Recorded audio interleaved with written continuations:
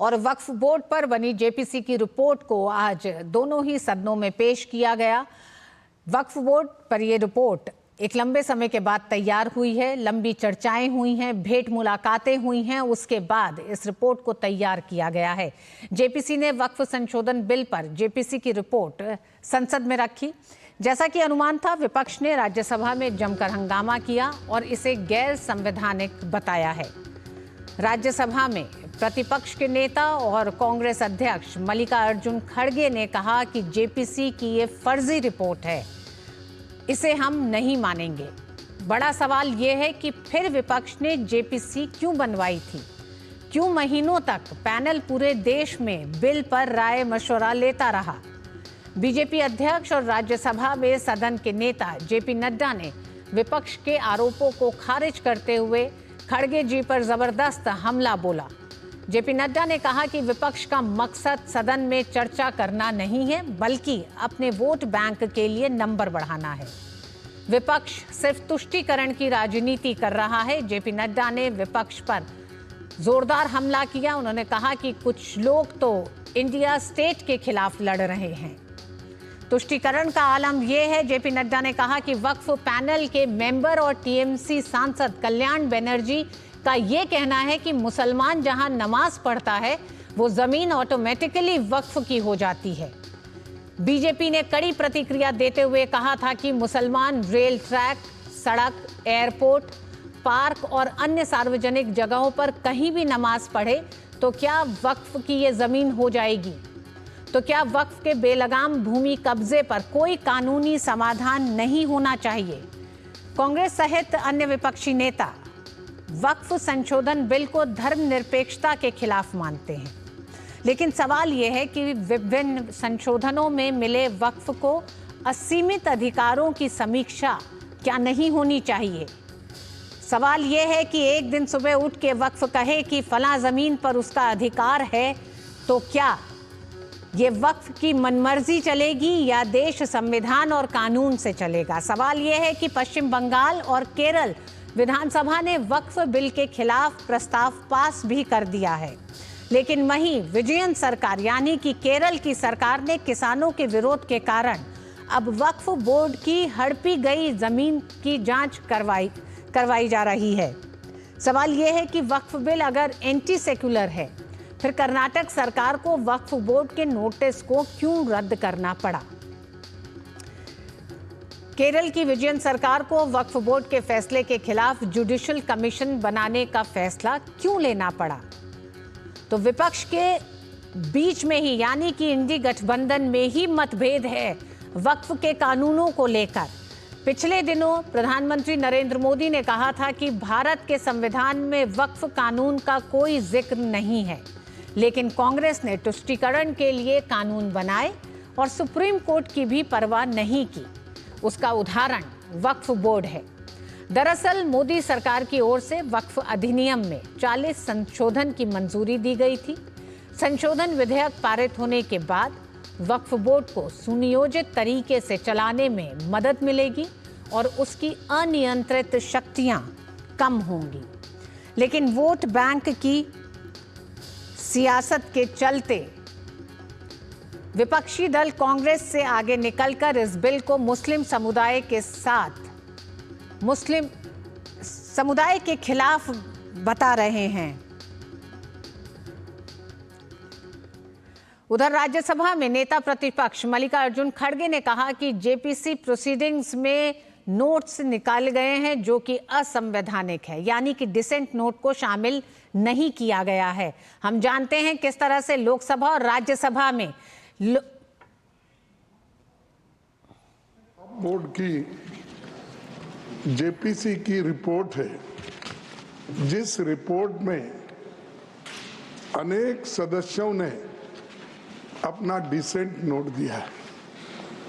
वो नोट देने के बावजूद भी प्रोसीडिंग से निकालना और उन मेजॉरिटी मेंबर्स के व्यूज सिर्फ उसमें रखकर बुलडोज करना, ये ठीक नहीं है, ये कंडेमेबल है और एंटी डेमोक्रेटिक है, एंटी प्रोसीजर है। तो संसदीय कार्य मंत्री किरण रिजिजू का कहना है कि रिपोर्ट एनेक्स्चर में कोई बदलाव नहीं किया गया है। कुछ सदस्यों ने इसको कुछ ऑब्जेक्शन किया कि कुछ पार्ट शायद काट दिया गया ऐसे करके।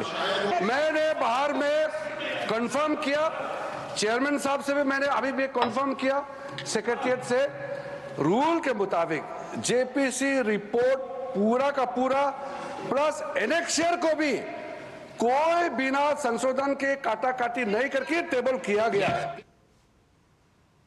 राज्यसभा में नेता सदन जेपी नड्डा ने विपक्ष के बर्ताव को गैर जिम्मेदाराना बताया। विपक्ष ने जिस तरीके की भूमिका अदा की है वो बहुत ही गैर जिम्मेदाराना है, इररिस्पॉन्सिबल है और इसकी जितनी भी निंदा की जाए वो कम है। मैं ऑन रिकॉर्ड लाना चाहता हूं कि राष्ट्रपति महोदया the first citizen of the country, जब वो उनका मैसेज पढ़ा जाए तो हाउस ऑर्डर में होना चाहिए था, जो नहीं है। यह बहुत ही दुर्भाग्यपूर्ण है और इसकी हाउस निंदा करती है, यह मैं जरूर कहना चाहूंगा। उधर समाजवादी पार्टी ने भी इस रिपोर्ट को मानने से इनकार किया है। हम इस बिल का विरोध करते हैं और लोकसभा में टेबल होने से फिर देखते हैं।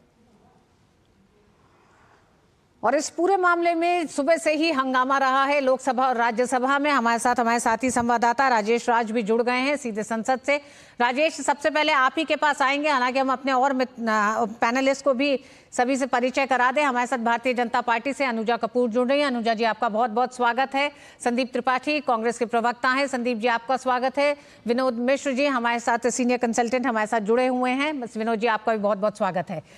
शुरुआत सबसे पहले राजेश आप ही के साथ। हमने देखा कि राज्यसभा में जहां एक तरफ संसदीय कार्य मंत्री किरण रिजिजू ने भी आपत्ति दर्ज की और जेपी नड्डा ने तो बड़ा हमला, मल्लिकार्जुन खड़गे के जो वक्तव्य रहा, उन्होंने कहा कि ये पूरी जेपीसी की रिपोर्ट असंवैधानिक है, उस पर बड़ा हमला किया, विरोध किया।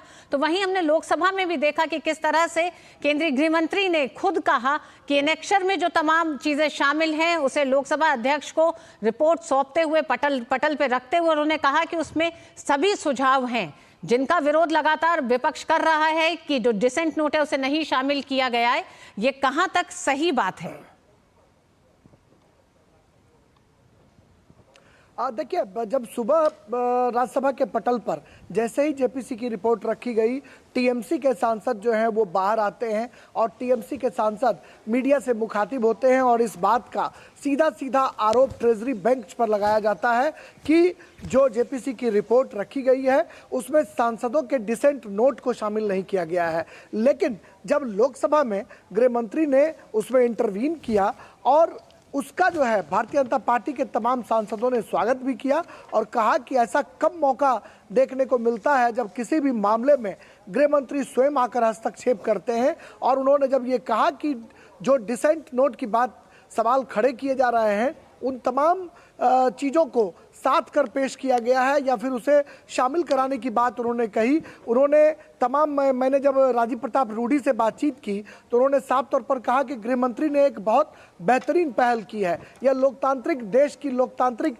व्यवस्था को दर्शाता है कि उन्होंने स्पष्ट तौर पर जो डिसेंट नोट को शामिल नहीं किए जाने का मसला था उसको उन्होंने सदन के भीतर रेज किया और उसे शामिल कराने की बात भी कही और कहीं ना कहीं जो जेपीसी की रिपोर्ट है वह रिपोर्ट को वहां पर रखने का स्वागत भी किया गया। अब रही बात विपक्ष के हंगामे की, तो विपक्ष के पास चूंकि इस सत्र में ये एक बड़ा ठोस मुद्दा था जिसको लेकर वो कहीं ना कहीं इसे भुनाने की कोशिश कर रहे हैं। रविशंकर प्रसाद जो बीजेपी के वरिष्ठ नेता हैं उनसे भी हमने बात की। उन्होंने कहा कि तुष्टीकरण की जो सियासत है उस तुष्टीकरण की सियासत को विपक्ष आगे बढ़ाना चाहता है, जबकि जो भारतीय जनता पार्टी या एनडीए के नेतृत्व वाली जो सरकार है वह सरकार हर हाल में डेवलपमेंट की बात करती है। और जिन लोगों ने बफ की जमीनों पर कुछ चंद लोगों ने कब्जा कर रखा है, अगर यह जेपीसी की रिपोर्ट एक नए शक्ल में बिल को लाने की बात करती है और उस बिल के माध्यम से मुस्लिम समुदाय का वैसा तबका जो विकास से कोसों दूर रहा है, उसे भी अगर हिस्सेदारी देने की बात की गई है, पसमानदा मुसलमान को भागीदारी देने की बात कही गई है, तो इनके पेट में दर्द क्यों हो रहा है? यानी वक्फ पर जो कुछ खास लोगों का पर्टिकुलर जो कब्जा रहा है, उस कब्जा से मुक्ति दिलाने की बात वक्फ संशोधन जो बिल है वो करता है, जिसकी सराहना सत्ता पक्ष के लोग कर रहे हैं। और कहीं ना कहीं विपक्ष के रवैये पर हंगामा जो खड़ा कर रहा है विपक्ष, उस पर कहीं ना कहीं तीखी प्रतिक्रिया आ रही है। और जेपी नड्डा ने भी कहा कि राष्ट्रपति के अभिभाषण के दौरान भी ये हंगामा करते रहे, बजट पर भी चर्चा के दौरान हंगामा करते रहे, यानी विपक्ष के पास कोई ठोस मुद्दा है नहीं, लिहाजा सत्ता पक्ष की तमाम बातों को विरोध करना उनकी आदत हो गई। ठीक राजेश, वक्फ में 40 से ज्यादा संशोधन इस मकसद से लेके आए गए हैं कि वक्फ की संपत्तियों का बेहतर संचालन हो सके, बेहतर प्रबंधन हो सके। लेकिन जिस तरह से आज विपक्ष का हंगामा रहा है सदन में जेपीसी की रिपोर्ट पेश करते समय, वो कई बड़े सवालों को जन्म देता है। बहुत बहुत धन्यवाद राजेश, आप हमारे साथ जुड़े। हम एक बार फिर रुख करेंगे अपने सभी पैनलिस्ट का। हमारे साथ विनोद जी यहीं बैठे। विनोद जी, सबसे पहले तो यही जानना चाहेंगे कि किस तरह से जेपीसी की रिपोर्ट को विपक्ष बड़ा आरोप लगा रहा है, कह रहा है कि ये असंवैधानिक है। रितु, सबसे पहले समझने की जरूरत ये है कि अगर हंगामा करना ही हमारा मकसद है तो फिर तो ये सीधे सीधे ये हंगामा मकसद का ये लोगों को समझ में आ गई होगी बात। रही बात जेपीसी की रिपोर्ट को, तो जो हम लोग भी जानते हैं कि जेपीसी के जो पैनल में जितने भी मेंबर थे, सत्ता पक्ष और विपक्ष के, मुझे लगता है 40-50 एमपीज की थी, लगभग हर पार्टियों के कोई ना कोई इसमें मेंबर में थे। और जब भी विपक्ष में के हो या सत्ता पक्ष के लोग हो उस वक्त में ये जेपीसी की में, तो उनके हर क्लॉज के वोटिंग होती है। ये जानने की लोगों की जरूरत है कि जो भी उस क्लॉज में शामिल किया जाता है जेपीसी की रिपोर्ट में, उसकी लगभग हर की एक वोटिंग प्रोसेस है, उसके बाद उसको क्लॉज दर क्लॉज वोटिंग करके ही उसको शामिल किया जाता है। तो अभी मल्लिकार्जुन खड़गे जो सवाल उठा रहे हैं और आज जो ये बात वो कह रहे हैं, संविधान की बात कर रहे हैं, लोकतंत्र की बात कर रहे हैं, तो ये एक बड़ा सवाल तो ये जरूर बनता है कि क्या वक्फ बोर्ड संवैधानिक है? भारत के संविधान में क्या वक्फ की कहीं चर्चा है? अगर ये संविधान संशोधन से 1956 में वक्फ आया, उसके बाद 2009, 2013 इस तरह के कई संशोधन में वक्फ बोर्ड को असीमित अधिकार दिए गए, तो आज क्या 50-60 साल के बाद, 70 साल के बाद ये जरूरत नहीं है कि उस सारे कानूनों की, उन कानूनों की समीक्षा होनी चाहिए जिसमें वक्फ बोर्ड का नियंत्रण सरकार क्या सुप्रीम कोर्ट तक के पास नहीं है। आज अगर जो लोग सेकुलर की बात करते हैं उन्हें यह बात की जानकारी होनी चाहिए, जो वक्फ ट्रिब्यूनल के पास 90,000 से ज्यादा मुकदमे हैं, उसमें मैक्सिमम मुसलमानों की हैं, जिनका क्लेम है कि उनकी पुश्तैनी जमीन को वक्फ ने कब्जा कर लिया है। तो अब इस कब्जा का लोगों की जो ये मांग है, केरल सरकार ने विधानसभा में इसको पास किया, वक्फ बिल के खिलाफ में विधानसभा में प्रस्ताव लाया, बंगाल सरकार ने लाया, लेकिन केरल सरकार क्यों जुडिशियल कमीशन बैठाई जब 600 किसान सड़क पे आए कि उनकी जमीनें वक्फ ने हम हड़प ली है? कर्नाटक की सरकार क्यों कमेटी बनाई और वक्फ के नोटिस को कैंसिल किया कि जबकि पूरे गांव के गांव लोग उतर के सड़क पे आए कि सारी जमीनें हमारी वक्फ ने कब्जा कर रखी है?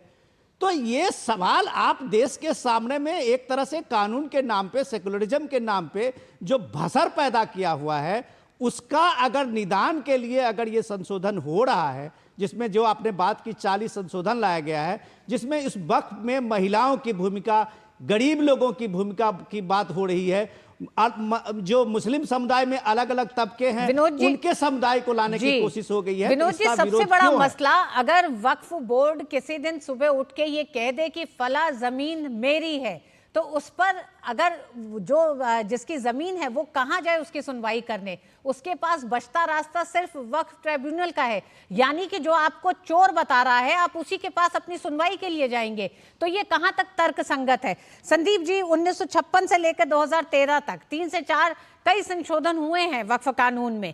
फिर ये जो संशोधन, जो एक तरह से समग्रता में इस संशोधन को किया जा रहा है, विपक्ष की मांग थी कि जेपीसी गठन किया जाए, जिस दिन ये संशोधन विधेयक आया विपक्ष की मांग को माना गया, फिर आज ये हंगामा किस लिए?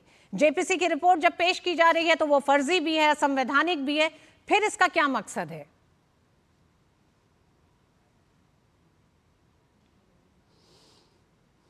रितु जी, पहली बात तो जेपीसी की मांग किसने की थी, दर्शकों को ये जरूर जानना चाहिए। किसी ने जेपीसी मांगा नहीं था, ये बिना मांगे दिए थे, इसलिए कि अरे सर इनको क्या संदीप आप आते ही शुरू हो गए। तो क्या आप पूरे विधेयक को पास करने वाले थे? क्यों जी? आप एक विदाउट एक एक पूरे संसदीय विपक्ष की मांग थी कि एक इसमें प्रक्रिया JPC है ना, होनी चाहिए। संसदीय प्रक्रिया है ना संदीप जी, एक सदन के भीतर की।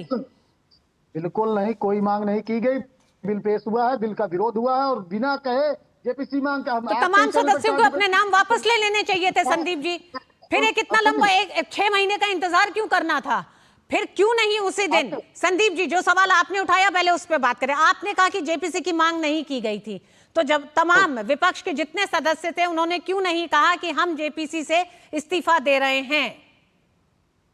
ये वही क्यों नहीं खत्म किया गया इस मामले को? एक इतनी लंबी कवायद जिसमें मतलब हर राज्य के स्टेक होल्डर्स, उन लोगों की मांग आपने की जिन्हें शुरुआत में नहीं शामिल किया गया तो अंत में शामिल किया गया, लेकिन सबकी बात को सुना गया। एक बड़े तौर पर एक बड़ा मंच था जो अलग अलग राज्यों में जाके जेपीसी के सदस्य गए। तो आप उस पूरी कवायद को आप धता बताना चाहते हैं, उस पूरी प्रैक्टिस को आप कह रहे हैं कि वो बेकार की थी आज इतने महीने के बाद। अब रितु जी, अब अगर अनुमति हो तो मैं थोड़ा सा बोल लूं। अनुमति थी, आपने जो आपत्ति उठाई उस पर मैंने बोला, अब आप बोलें अपनी बात। मैंने इसलिए कहा कि वो ऑथेंटिक बात मैंने कही, किसी ने डिमांड नहीं की थी, पहली चीज।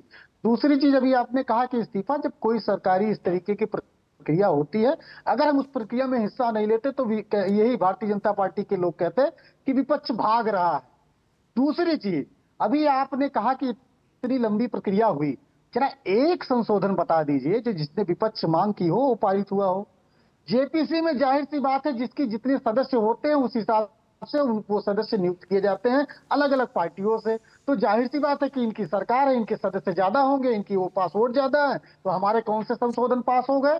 आपने कौन सा ऐसा जो है संशोधन हमने जो डिमांड किया, जो है संशोधन 16 के 16 में से कितने संशोधन आपने एक्सेप्ट किए? एक भी नहीं किए। अभी आपने कहा कि इतनी बड़ी कवायद का फायदा, यही तो हम भी कह रहे हैं कि भाई ये ड्रामा क्यों, जब आपको विपक्ष की असहमति सुननी ही नहीं है, यहां तक कि उसको बताना भी नहीं है। अभी आपने कहा ना कि अमित शाह जी ने कहा कि हम उसको शामिल कराएंगे, तो क्यों नहीं पहले कराया था भाई? नहीं, वो एनेक्चर में है, वो एनेक्चर तमाम शामिल हैं।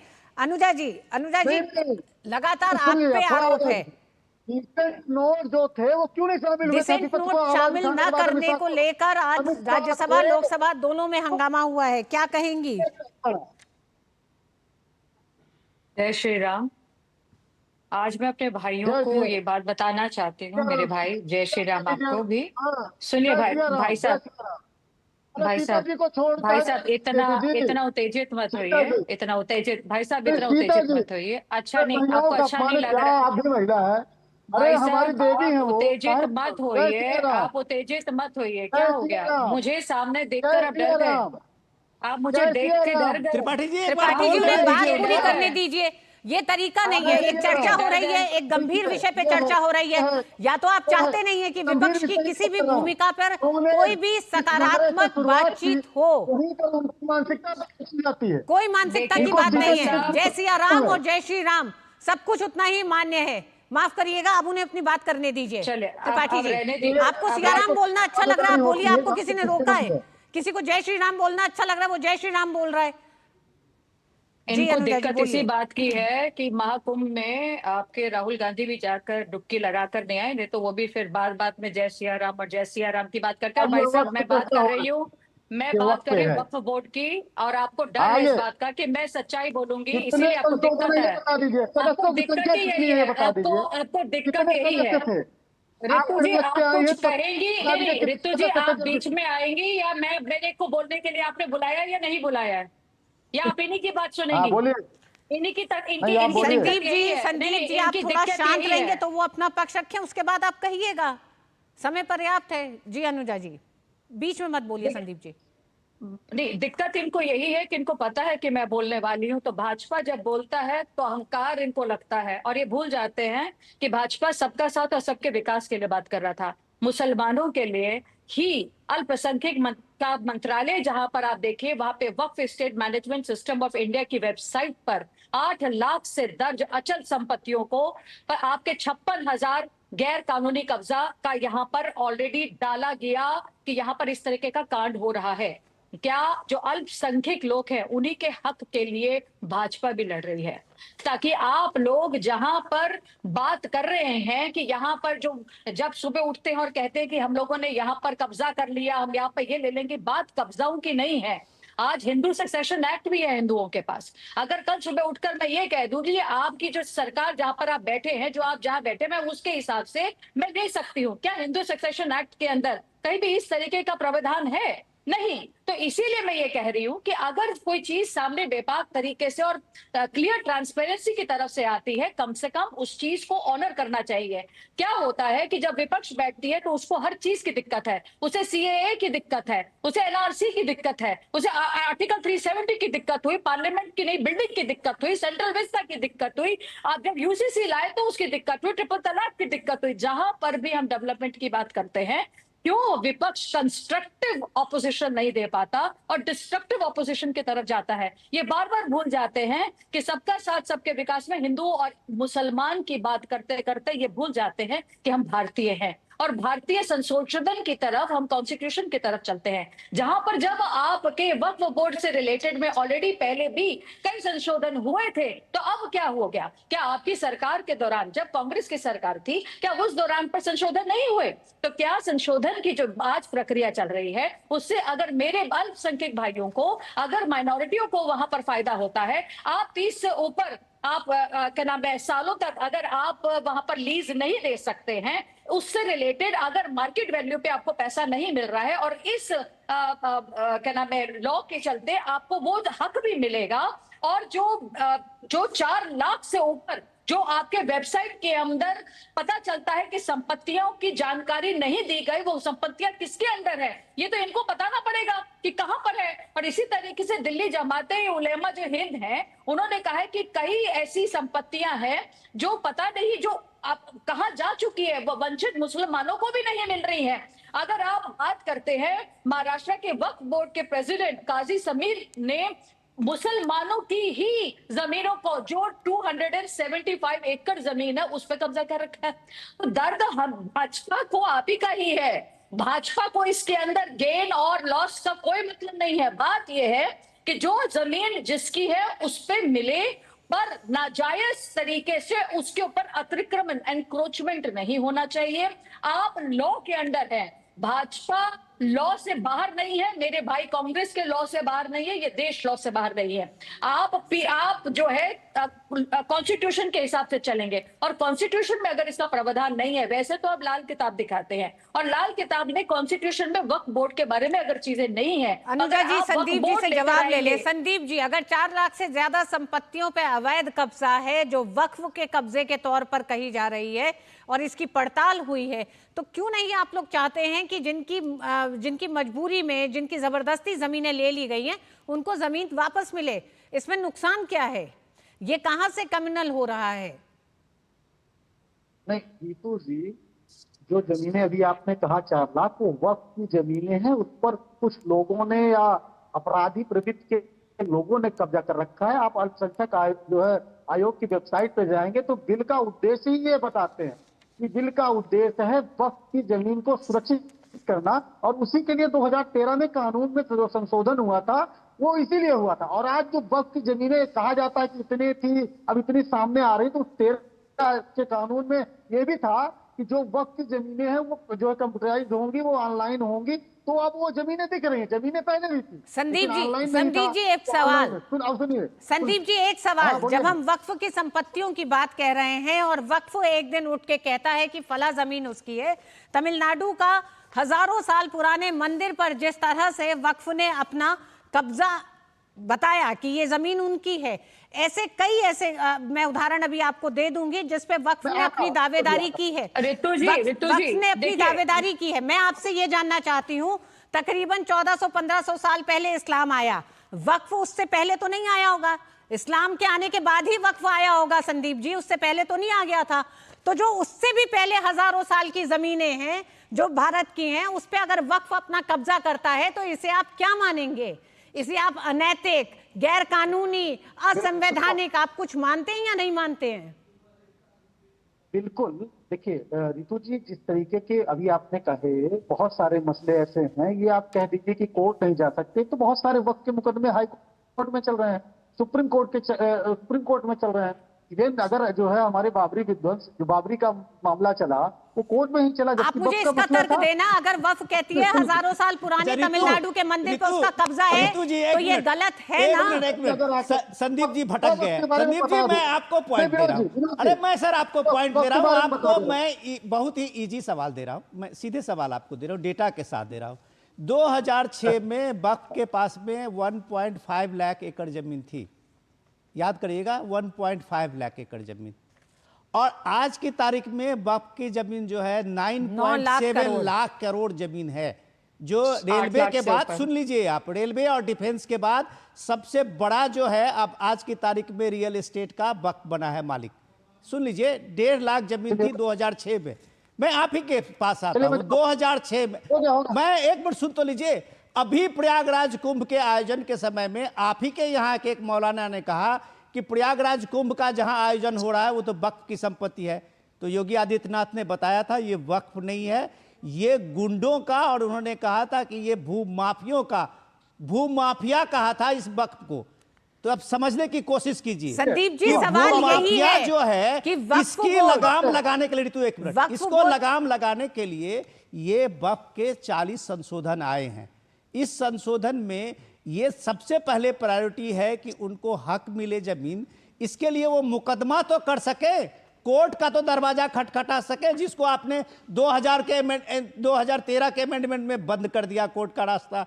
तो लोग अगर ये मांग करेंगे कि ये जमीन हमारी है, पुश्तैनी है, तो वो कहां जाएंगे, उसके न्याय कौन देगा?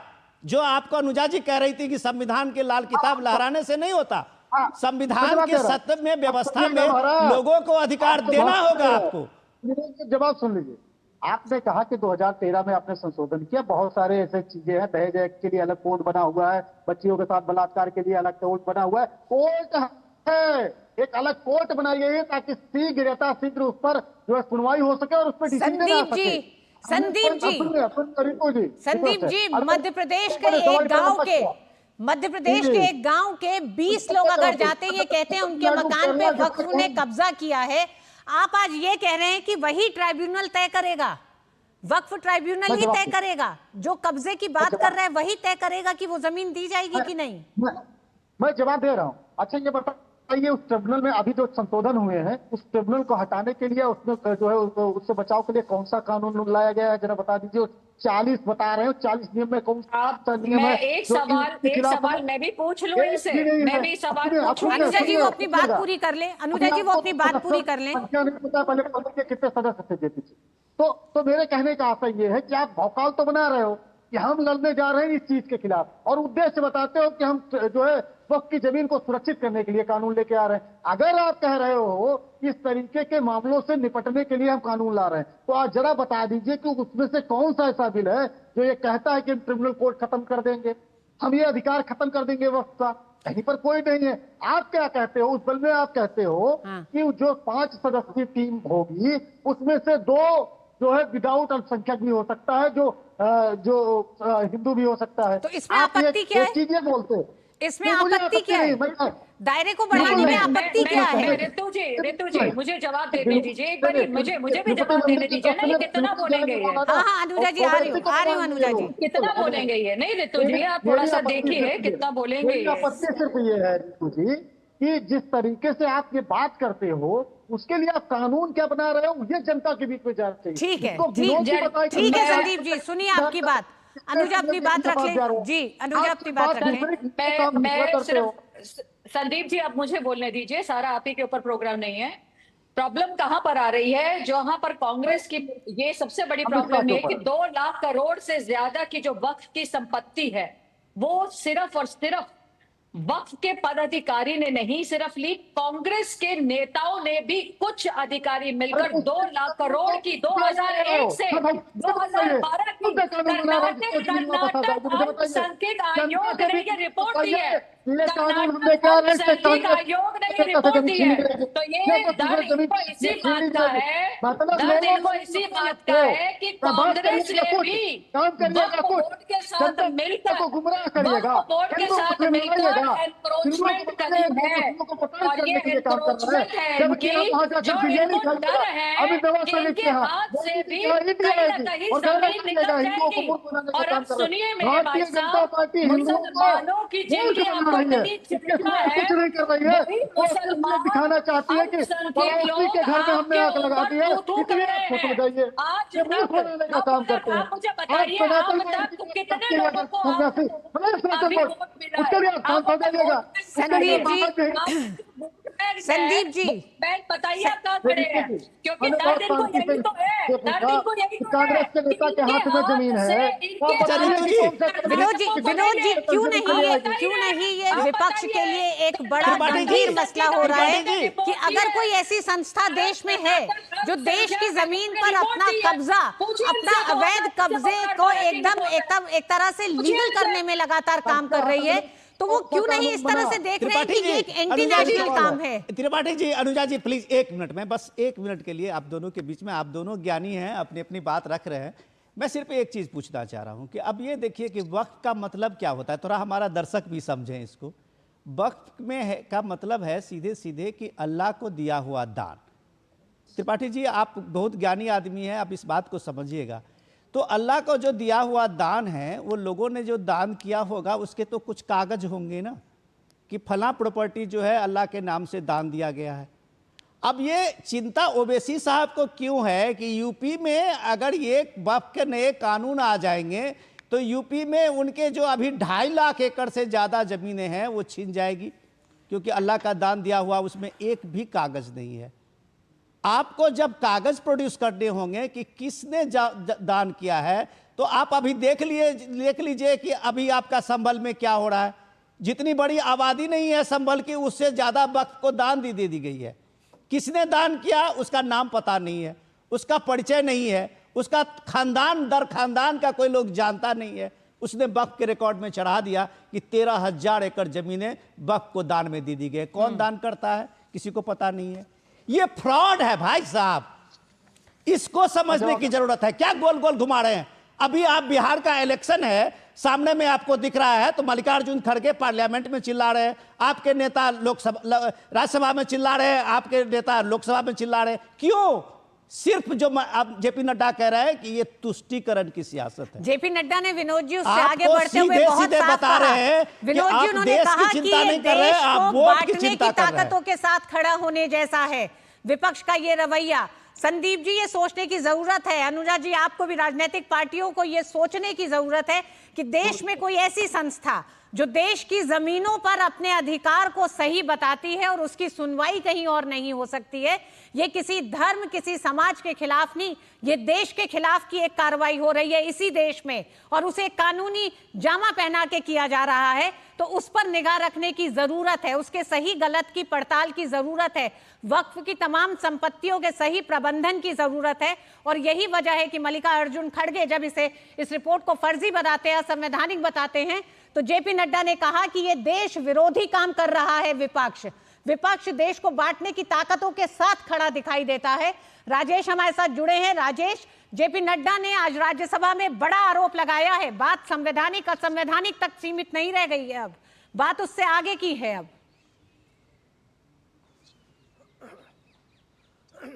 हाँ बिल्कुल ऋतु, आपने सही कहा कि जेपी नड्डा ने बहुत ही आक्रामक तरीके से जो विपक्ष के नेता हैं और कांग्रेस के राष्ट्रीय अध्यक्ष हैं मल्लिकार्जुन खड़गे, उनको उन्होंने काउंटर किया और साफ तौर पर आरोप लगाया। और सदन के बाहर जब हमने इमरान मसूद जो कांग्रेस पार्टी के सांसद हैं ऋतु, जब उनसे हमने यही सवाल पूछा कि क्या वक्फ की जो ज़मीनें हैं उस पर अवैध कब्जा है या नहीं, वो गोल मोल जवाब देकर के निकल गए। फिर मैंने जब ये बताया कि पसमानदा जो मुसलमान हैं, जो बैकवर्ड मुस्लिम हैं, उनको भी कहीं ना कहीं संरक्षित और सुरक्षित करने की बात वक्फ का जो नया कानून है वो करता है। इमरान मसूद भड़क पड़े, उन्होंने कहा कि मुसलमान जो है उसको आप बांट क्यों रहे हैं बैकवर्ड और फॉरवर्ड में, मुसलमान जो भी है वो सब पसमानदा है, सब बैकवर्ड मुसलमान है, जबकि ऐसा है नहीं। मुसलमानों में भी जो कई तरह की श्रेणियां हैं, असराफ, अरजाल और अजलाफ, 3 श्रेणियों में मुस्लिम समुदाय को विभक्त किया गया है। वहां भी बैकवर्ड मुस्लिम है, अपर क्लास मुस्लिम है और दलित मुसलमान भी हैं। तो हम कह सकते हैं कि सियासत को कहीं ना कहीं तेज करने की कोशिश की जा रही है विपक्ष के द्वारा, और हर हाल में एक जो भारतीय जनता पार्टी तुष्टीकरण का आरोप लगा रही है विपक्षी पार्टियों पर, वो कहीं ना कहीं उसमें दम दिखाई पड़ रहा है। देखिए, राजनीतिक पार्टियों पर तुष्टीकरण का आरोप भारतीय जनता पार्टी नहीं, देश की सियासत में जो चीजें संविधान ने नहीं कही थी अगर वो हुई हैं तो तुष्टीकरण का बड़ा आरोप उन राजनीतिक पार्टियों पर हमेशा लगता रहेगा जो देश में सत्ता पे रही हैं। अगर संविधान में कहीं ये दर्ज नहीं है कि वक्फ बोर्ड जैसी कोई संस्था बनाई जाएगी तो ये बड़ा सवाल है। संविधान निर्माताओं ने जब वो इस तरह की कोई जगह नहीं रखी थी संविधान में, तो फिर इस तरह की संस्था का गठन कैसे हुआ? अनुजा जी, सवाल सिर्फ इसी का नहीं है, सवाल कई उठते हैं वक्फ बोर्ड के संशोधनों के साथ कि भारत जैसे देश में, सेकुलर देश जिसे कहा जा रहा है, उसके बाद माइनॉरिटीज की परिभाषा आज तक नहीं तय है। ये वही देश है जहां 42,000 पारसी भी अल्पसंख्यक है, तो 20 करोड़ से 22 करोड़ मुसलमान भी अल्पसंख्यक है। तो सवाल कई बड़े हैं। देखिए, मैं आपके सवाल बिल्कुल जायज हैं, बट बात आप ये भी समझिए कि जैसे जब हम लोगों ने ये बात कही कि कॉन्स्टिट्यूशन के अंदर श्री राम भी थे, जो लोग तो उन्हीं को घुमा चुके, उन्हीं को बदल दिए। आज जो कॉन्स्टिट्यूशन की बात करते हैं, हमारे पास तो असली कॉन्स्टिट्यूशन है ही नहीं। हम तो उस कॉन्स्टिट्यूशन पे बात कर रहे हैं जो इन्हीं के टाइम पर बदले गए हैं। तो जब बदले इन्हीं के टाइम पर जा रहे हैं तो आप समझिए कि इन्होंने अपने हेर फेर में उस टाइम पर भी संदीप जी हंसने की बात नहीं है। प्रियम्बल संविधान की आत्मा होती है, आप ही की पार्टी है, उस आत्मा के साथ जो छेड़छाड़ कर सकता हो आपको जरूर ये हंसी आएगी, क्योंकि आपके लिए ये कभी भी उतना गंभीर मसला नहीं रहा है। आप जिस तरह से इस बात पे मुस्कुरा रहे हैं, 22 चित्र वो हैं जिन्हें इंगित किया गया था संविधान निर्माताओं के समय। उन चित्रों के साथ संविधान कभी बाहर नहीं आया, उन प्रतियों, उन चित्रों पे कभी चर्चा नहीं हुई है। तो ये सारे वो सवाल हैं जिन सवालों को देश की जनता भी पूछेगी आने वाले समय में। विनोद जी, बहुत अंत में, बहुत संक्षेप में चाहती हूँ, सवाल सिर्फ इसका नहीं है कि ये असंवैधानिक है, ये फर्जी है। सवाल इसका है कि कुछ ताकतें अगर देश के भीतर रह के देश को बांटने की, देश को तोड़ने की कोशिश करती हैं तो उनके खिलाफ एकजुट होने की जरूरत है। राजनीतिक पार्टियों को भी मतलब एक समय आ चुका है कि जब इसको समझने की जरूरत है। देखिए, मैं एक बात तो देख रहा हूँ त्रिपाठी जी कि आप वक्फ पे ये जितने तरह के आपने अभी जो हंगामा किया है पार्लियामेंट में, उसने कांग्रेस पार्टी ने और खास करके विपक्ष ने एक एंटी हिंदू की भूमिका में तो जरूर आज दिखाई दे रहे हैं। एंटी हिंदू मैं इसलिए कह रहा हूँ कि आपने एक तरह से ये परसेप्शन बनाया है कि वक्फ का विरोध बीजेपी इसलिए कर रही है कि सीधे सीधे वक्फ से मुस्लिमों को ये फायदा है। आप परसेप्शन बना के इसको गोल बंद करना चाह रहे हैं, जबकि सबसे ज्यादा पीड़ित कोई कम्युनिटी है तो मुस्लिम खुद है। आप अभी यूपी में के ही रहने वाले हैं, आप लखनऊ में चले जाइए, कितने लोगों का, 2-3 परिवारों का पूरे वक्फ के संपत्ति पे कब्जा है। उसमें गरीब लोगों को उसमें क्या हक मिला है, उसमें महिलाओं का क्या हक मिला है। मैं आपका इसलिए जवाब दे रहा हूं कि आपने नॉन हिंदू और हिंदू की बात कही थे, क्या वहां का एक डीएम जो है वो अगर वक्फ के इसमें ट्रिब्यूनल में, कोर्ट में उसका एक राजस्व का एक विभाग का वो एक बड़ा ऑफिसर है, वो अगर उसमें शामिल होता है कि तो आप उसको हिंदू और मुस्लिम में बांटते हैं। आपको जब इस बात के ये लगता है कि आप ये इतना 9.5 लाख एकड़ जमीन का राजस्व का कौन बंदा संभाल रहा है, कौन सी कमेटी संभाल रहा है, ये सवाल देश के सामने में है और ये सवाल का जवाब आपको भी देना होगा। संदीप जी 10 सेकंड के लिए जी, अंत में कम समय है, बताइए संदीप जी। देखिए, वक्फ का चेयरमैन जो होता है उसकी भी नियुक्ति सरकार ही करती है, कोई भी सरकार, चाहे भारतीय जनता पार्टी की सरकार हो या कांग्रेस की सरकार हो। और हम अगर 1954 में वक्फ को लेके आए तो उसका सबसे बड़ा कारण यही था कि हमने किसी चीज का राष्ट्रीयकरण किया। संदीप जी, तो वक्फ कानून को और पारदर्शी और मजबूत बनाया जा रहा है। संदीप जी, आप भूल के बोलिएगा नहीं, वक्फ को राष्ट्रीयकरण किया है। पूरी दुनिया में कहीं वक्फ बोर्ड नहीं है, सिर्फ भारत को छोड़ के। पाकिस्तान में था और पाकिस्तान ने उसको नेशनलाइज कर दिया है, वक्फ पर किसी का कब्जा नहीं किया है। तो आपने चलते चलते बहुत अच्छा जवाब दिया है कि हमने वक्फ को राष्ट्रीयकरण कर दिया। संदीप जी, जहां एक तरफ विनोद जी कह रहे हैं कि आज विपक्ष का जो पूरा रवैया रहा वो हिंदू विरोधी रहा, हम ये मानते हैं कि वो हिंदू विरोधी नहीं, उससे आगे जाके भारत विरोधी रवैया ज्यादा रहा, जिसको लेकर सदन में राज्यसभा के नेता पक्ष ने भी इसी बात को एक बार फिर विपक्ष पर हमला करते हुए कहा है। बहुत बहुत धन्यवाद आप सभी का हमारे साथ जुड़ने के लिए। राजेश आपका, अनुजा जी आपका, संदीप जी आपका। वक्त एक छोटे से ब्रेक का है।